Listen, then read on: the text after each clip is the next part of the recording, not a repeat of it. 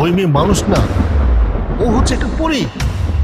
আর ওর সাথে তোমার বিয়ে কোনোদিনই সম্ভব না। একই ঘরে থাকতেছি আমরা এতদিন ধরে, একই বাসার ভিতরে, আর আমি জানি না এই মেয়ে পড়ি। কি ব্যাপার হুজুর সাহেব, এত রাতে আপনি আমারে হুট করে ডাইকা পাঠাইলেন? জরুরি কিছু বলবেন?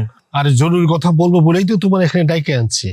আচ্ছা, একটা কথা সত্য করে বলো তো, তুমি যাদের বউ বলে দাবি করতেছো তারে কি তুমি সত্যি বিয়ে করছো?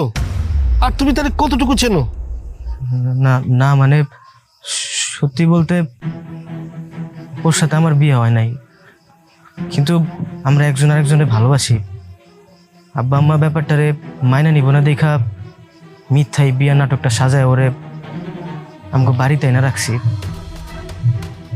কিন্তু কিন্তু তার জন্য তো আপনার কাছে গেলাম আমরা, যেন আপনি সত্যি সত্যি আমাকে বিয়েটা পড়াই দেন। কিন্তু আপনি তো সেটা না করে আমাকে শুধু শুধু ঘুরাইতেছেন।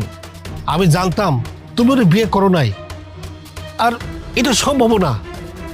আর তুমি তো বললা যে তুমি ওরে ভালোবাসো, তুমি তারে কতদিন ধরে চেনো? না মানে ওর সাথে আমার পরিচয় কিছুদিন আগে। একদিন হঠাৎ করে রাস্তা দিয়ে হাইটে যেতেছিলাম, গাছতলার নিচে দেখলাম একটা মেয়ে বসে বসে একা একা কান্না করতেছে। ওর সাথে কথা বলা, ওর দুঃখের কথা শুনে আমারও অনেক মায়া লাগলো। তারপরে সাথে করে নিয়ে আমার বাড়িতে গেলাম। ওই দিনের পর থেকে ওর সাথে আমার ভালোবাসার একটা সম্পর্ক তৈরি হলো। কিন্তু আপনি সব কিছু জানতে চেয়েছেন কেন? আপনি বিয়েটা পরে দিলে তো সব ঝামেলা শেষ হয়ে যায়। চেনা যায় জানা নাই, তুমি একটা মেয়ের সাথে করে নিয়ে আসছো, আবার তাহলে বিয়েও করতে চাইতেছো। ওই মেয়ে মানুষ না, ও হচ্ছে একটা পরী।